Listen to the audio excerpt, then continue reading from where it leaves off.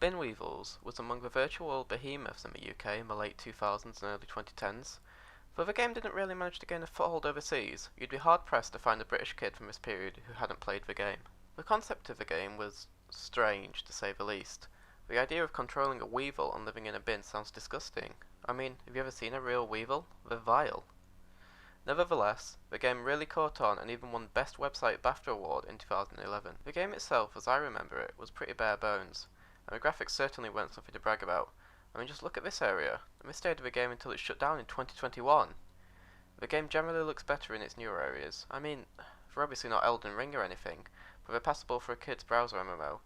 It's really easy to spot which areas are new and which ones are old though. I think the main thing that I enjoyed about Bin Weevils was the bin pets. These were a fair bit more advanced than Puffles and Club Penguin were at the time.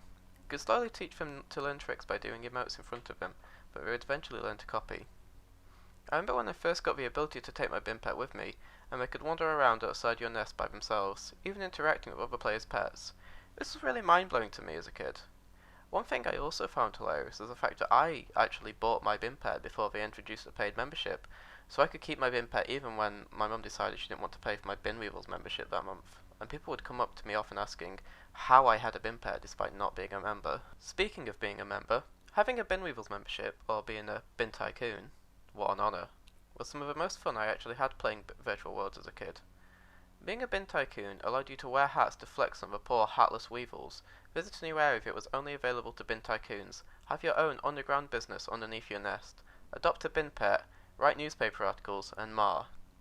There was something about Bin Weevils membership that just felt better than other sites' memberships to me. I stopped playing Bin Weevils probably by around 2011, but I occasionally came back to check out the game whenever I wanted a dose of nostalgia. Every time I came back, I was honestly floored by how much had changed. I recently checked out the private server Bin Weevils Rewritten for this video, and it was honestly really strangely overwhelming considering this is a game for kids.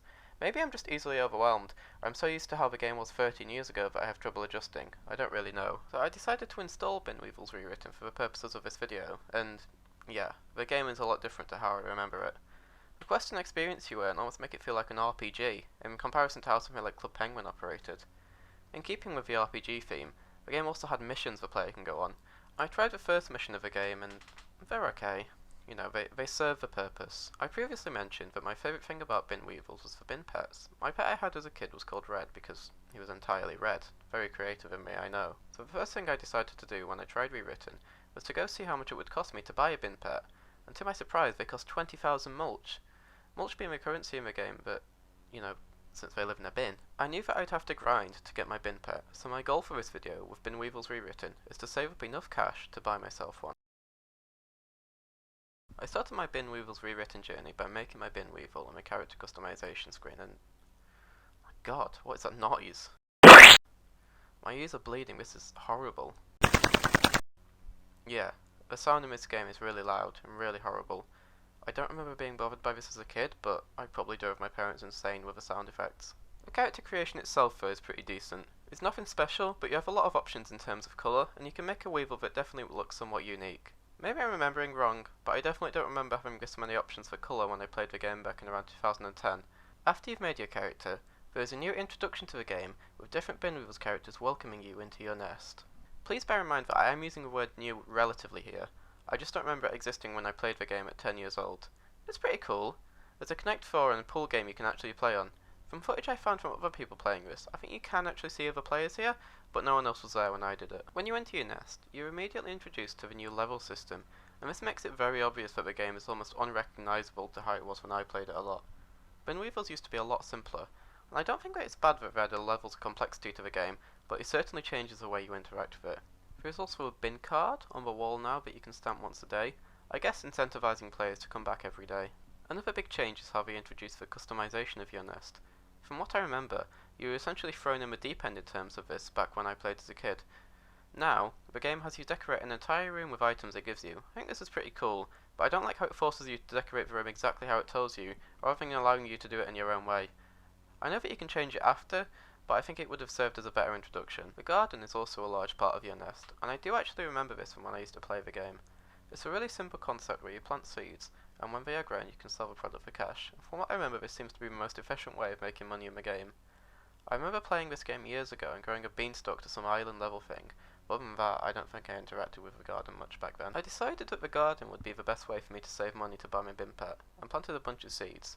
I then proceeded to not play the game for a few days, came back, and all my plants have died.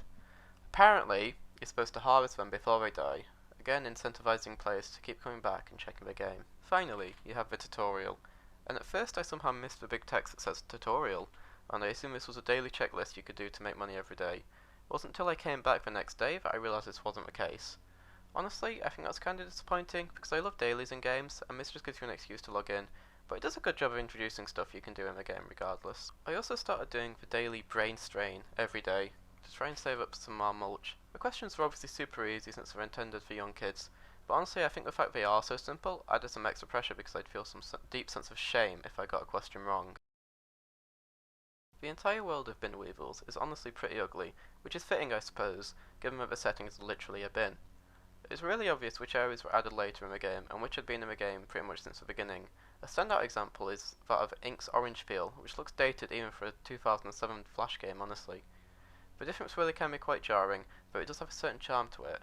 There's something about the newer areas that I feel is somewhat more corporate than the older zones. The world does have a fair amount to do in it, and I remember really enjoying the cinema area as a kid, and going back to it, the films playing in there are interesting to say the least. They seem to have their own TV show, and it's, well, see for yourself. Okay, Clot, here's the plan. Flem loves apples, so we'll take you inside. Then you find the mulch ball and escape. Well, why can't you wear the apple costume? Because you look more like an apple. Yummy! I'm sure when I used to play the game that they had some sort of deal with Nickelodeon, which allowed them to play exclusive footage or something, but honestly, I can't really remember. I know I call the world ugly at the start of this video, but I actually do think it's pretty unique and interesting. The concept of being a weevil in a bin is so random and honestly sounds pretty disgusting, but I think it works. I remember finding the concept really fun when I was younger. There are some aspects that don't make sense of this though. Like, is it really necessary to have an airport in a bin? Or why is there a beach? As much as I am nitpicking here, this stuff actually genuinely bothered me as a kid. To me, it's the same as them having water in SpongeBob, despite already being underwater.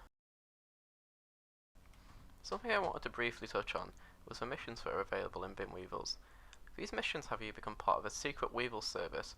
Essentially it serves the same purpose as the EPF, for example in Club Penguin. I remember these missions being some of my fondest memories of Bin Weevils as a kid, so I wanted to try one out for this video. I don't think I can remember ever doing this mission, but since it is literally the first one, I must have. Now, I'm not a game reviewer, so I'm absolutely no authority in saying whether these missions are good or bad. What I can say, however, is that they really feel like they dragged on. I think I'm honestly just not a big fan of puzzle missions though, and even though they were really simple, I noticed you could just pay for Dosh to have the game literally tell you what to do. Since I found literally no other use for Dosh so far, I can't lie, I just used it for all of them. I swear I'm not too stupid to do the secret agent puzzles in Bin Weevils, I just couldn't be bothered. After the mission, there's a cutscene that plays, and you also receive a scorecard which I did pretty terribly on apparently. I guess this adds some level of replayability to the missions, but I really had no desire to go back or do another one. As I mentioned before, my aim in Bin Weevils while I'm working on this video was to save up enough mulch to be able to buy a bin pet, since they were literally my favourite feature of the game as a kid. I've been working on this for over a week at this point, and honestly there's only so much Bin Weevils I can play in one sitting, so I mostly resign myself to just doing the dailies the game provides. These include the daily brain strain, growing plants, and a mini-game where you dug up mulch from some sand. There might be more things you can do each day, but this was my routine for Bin Weevils, as it were. I think the brain strain rewards reward you for the most money, and is honestly really easy. But like I mentioned previously, the use of these questions were honestly made worse by the fact I was filming myself. I really don't want to look stupid by getting this wrong. These dailies didn't take me very long to do, so it was essentially just a waiting game until I could save up enough. As I'm writing this, I really thought that I'd finish it today, but unfortunately I did what I thought were yesterday's tasks after midnight. So when I went to log in this morning, I found out that I couldn't do them again until tomorrow, so I'll have to wait another day I suppose. While I was waiting, I decided to join the Bin Weevils rewritten Discord server, but I guess we must get a lot of trolls or something because you can't actually chat in the server until you reach level 10 in the game, and they're really oddly strict about this. Like, look at all these rules. Is this really necessary for a Bin Weevils Discord server? I wish I could tell you if it actually is, but like I said, I can't access the server. Then, the day finally came. I did my daily brain strain, which tipped me over the edge to be able to buy my bin pet. I hadn't actually thought of a name before this, and the first thing my brain could come up with was Mr. Bean for some reason. It's all one word since the game doesn't allow you to include spaces. For some reason, you have to log out when you buy a pet. I remember this being a thing as a kid as well, and it felt weirdly nostalgic to me. I logged back in, and there he was, Mr. Bean, my entire goal in this game. I remember you could call your pet's name to get them to come into the room you're in, but apparently the chat feature is locked until you reach level 10 in the rewritten version, so that was kind of annoying. Regardless, I put down Mr. Bean's bed and his food bowl, then went to collect him from his room. He walked into the bedroom himself, and then kind of just vanished. For a moment I got confused and worried. I checked the garden, the home cinema, the weird business area. Mr. Bean was nowhere to be found. But fortunately, I just overreacted, because when I logged out and looked back in, he was asleep in his bed. I told Mr. Bean to jump on my back so we could go on a walk together, and I was really determined to take him to the fountain, but unfortunately, this area just didn't want to load. So I tried again and still nothing. It was at this point I decided to call it on my bin Weevil journey. I really hope you enjoyed this weird playthrough / video essay of Bin Weevils. It was fun to go through the game and feel all nostalgic for it. It was pretty fun to have a goal to work towards, and the dailies, quote unquote, that I could do felt like I was progressing every day. I think the newest iteration of Bin Weevils is definitely more of an actual game than it was when I initially played it as a child. The implementation of levels and stuff like that means there is actually stuff you can tangibly work towards in the game. If you did enjoy this, I'm hoping to do more nostalgia videos about mostly Flash virtual worlds that I played as a kid, so I really hope you'll consider sticking around. See you later.